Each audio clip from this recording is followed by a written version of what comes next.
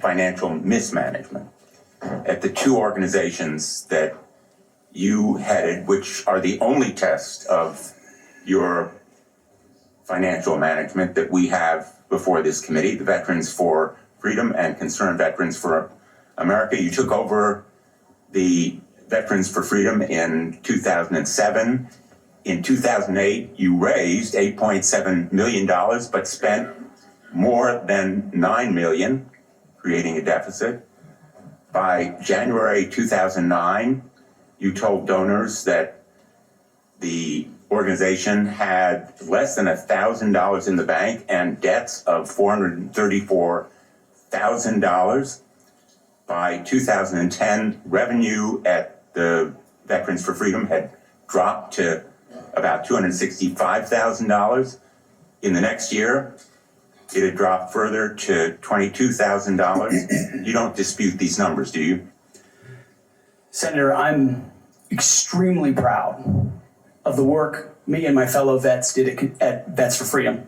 A bunch of young vets with no political experience, a small group, working hard every single day. We raised donor funds.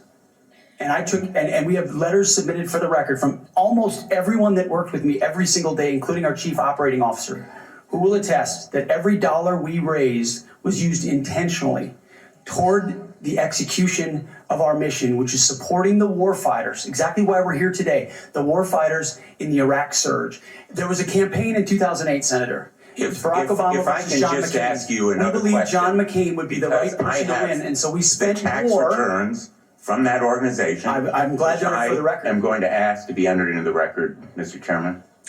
Without objection. These tax returns are yours. They have your signature. And I'm going to ask that members of the committee review them because they're the only documents. I've asked for others. I've asked for the FBI report that would presumably document, it should have documented, this kind of financial mismanagement. And these are the 990s from that organization. By the year of 2011, donors had become so dissatisfied with that mismanagement, they in effect ousted you. They merged that organization with Military Families United, and thereafter you joined a second organization as executive director. In between, Senator, I went to Harvard University for 2 years and Afghanistan. I want to ask you questions about Concerned Veterans for America. Again, another set of tax returns, the 990s from that organization. I ask they be made part of the record, Mr. Chairman. Without objection, both of those returns are now part of the record. 2011 to 2016. At the end of 2013, shortfall of $130,000. At the end of 2014, shortfall of $428,000. You had a surplus the following year, but then another deficit of $437,000. By the time you left, that organization had deep debts, including credit card transaction debts of about $75,000. That isn't the kind of fiscal management we want at the Department of Defense. We can't tolerate it at the Department of Defense. That's an organization with a budget of $850 billion. Not 10 or 15 million, which was the case at those two organizations. And it has command responsibility for 3.4 million Americans. The highest number that you managed in those two organizations was maybe 50 people. Let me ask you, how many men and women now serve in the United States Army? What is Sen's strength? Senator, I would like the opportunity to respond to I've asked you a question. Of my leadership of a veterans organization, Concerned Veterans for America. You're on the VA committee, sir, and I appreciate your service there. The VA Accountability Act and the Mission Act were all brainchilds of Concerned Veterans for America. We used our donor money very intentionally and focused to create policy that bettered the lives of veterans. Mr. Hegseth, I'm asking you a very simple question. How many men and women currently serve in the United States Army? Senator, the United States Army, 450,000 on active duty, sir. And how many in the Navy? And the Navy is 425, sir. Well, it's 337 this year. How many in the Marine Corps? 175,000, sir. 172,300. Those numbers dwarf any experience you had by many multiples.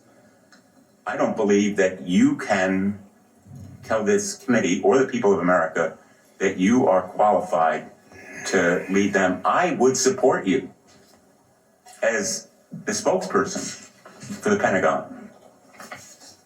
I don't dispute your communication skills, but I believe that we are entitled to the facts here. I've asked for more documents.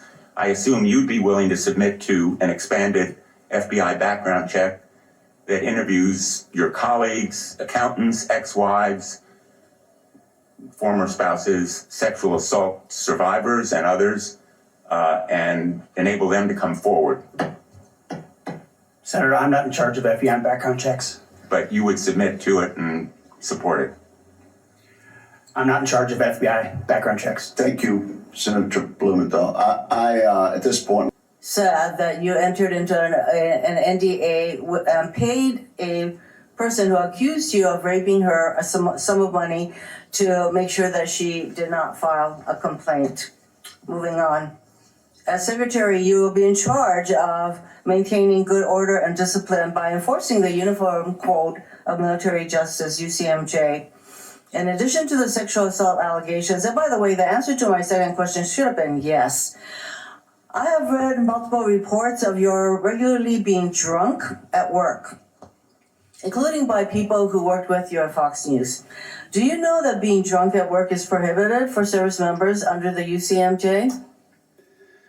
Senator, those Yes are or no? multiple false anonymous reports peddled by NBC Do you News know that run the directly drinking on the job contradictory to is the dozens of men and women at Not Fox News contemplated Channel and who I'm not I work hearing- with I'm not came hearing on the the answer to my record question. and said they've In your never opening seen statement, that. Mr. Hegseth, you commit to holding leaders accountable at all levels. That includes you, of course.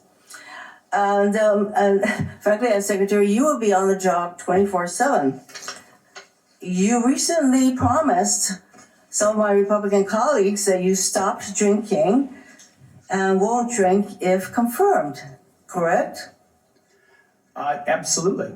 Will you resign as Secretary of Defense if you drink on the job, which is a 24/7 position? I've made this commitment on behalf of Will the you men and women I'm resign as serving. Secretary of Defense I've if made this you commitment drink on on the behalf of job? the men and women I'm serving I'm not because it's the hearing- most important deployment I'm not of my hearing an life. answer to my question, so I'm going to move on.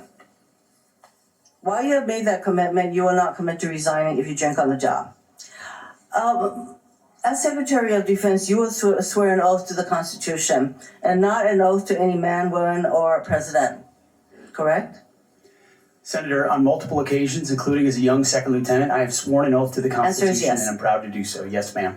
In June of 2020, then President Trump directed former Secretary of Defense Mark Esper to shoot protesters in the legs in downtown DC, an order Secretary Esper refused to comply with. Would you carry out such an order from President Trump?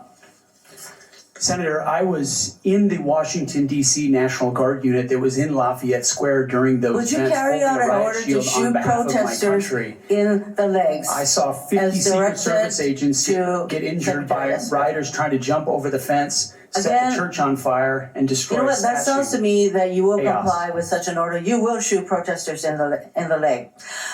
Moving on. President-elect has attacked our allies in recent weeks, refusing to rule out using military force to take over Greenland and the Panama Canal, and threatening to make Canada the 51st state.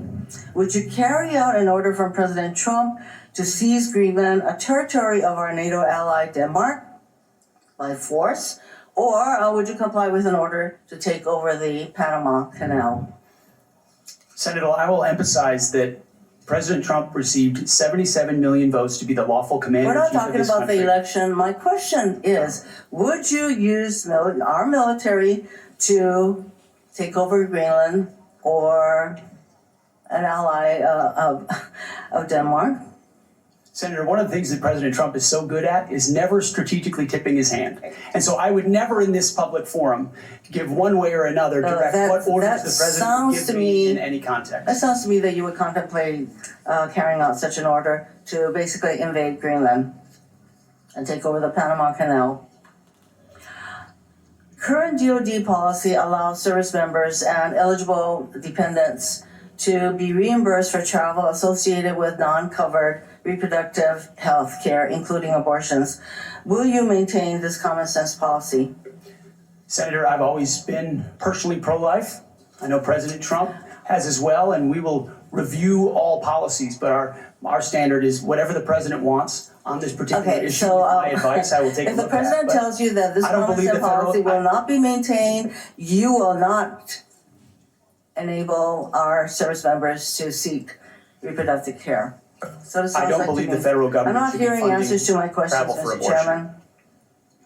I just want to note that the other area that of serious concern to me is President Trump saying that he wants to use the military to help with mass deportations, which will cost billions of dollars. And what that will do to readiness is very, very concerning. Mr. Hegseth, I have noticed a disturbing pattern. You previously have made a series of inflammatory statements about women in combat, LGBTQ service members, Muslim Americans, and Democrats.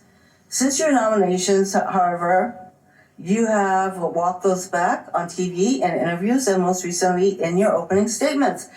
You are no longer on Fox and Friends, Mr. Hegseth. If confirmed, your words, actions, and decisions will have real impacts on national security and our service members' lives. There are close to 3 million personnel in the Department of Defense, $900 billion budget.